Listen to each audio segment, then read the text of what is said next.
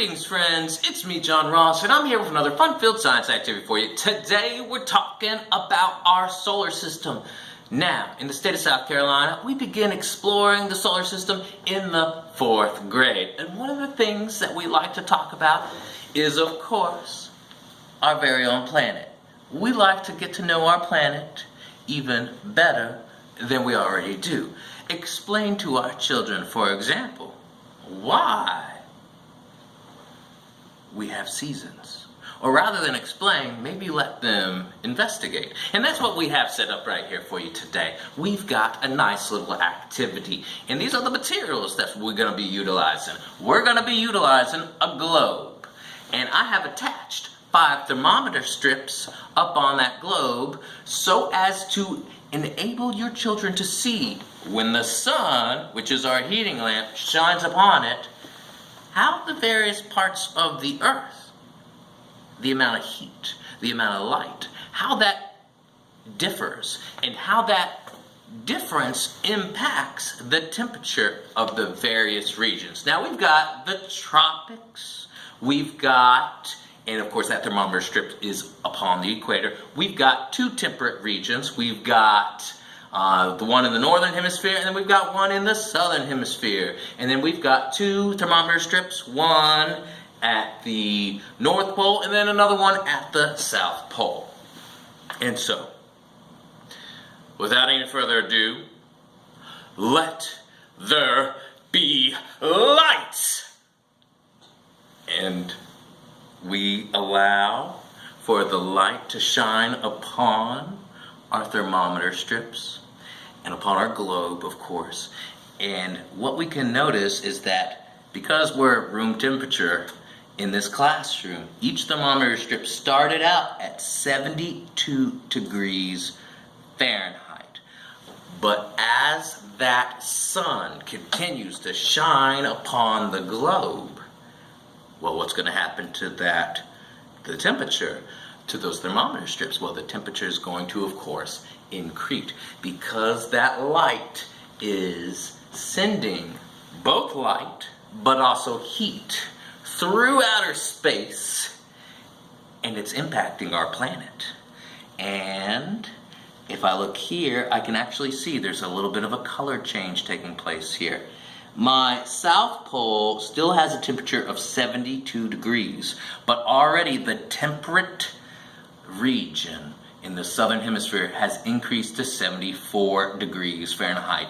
The equator is 74 degrees Fahrenheit as well. So right now, I'm able to see that this temperate region and the equator are actually receiving more radiation, more heat than the Arctic Circle. Now, if I look over here, we are slowly but surely increasing in the northern hemisphere as well. Going back to the equator and my southern hemisphere, the temperature is now reading on these 2 thermometers, the one at the tropics and one in the temperate region, as 76 degrees Fahrenheit. But in the northern hemisphere, of course, the northern hemisphere is tilted away from the sun at this time.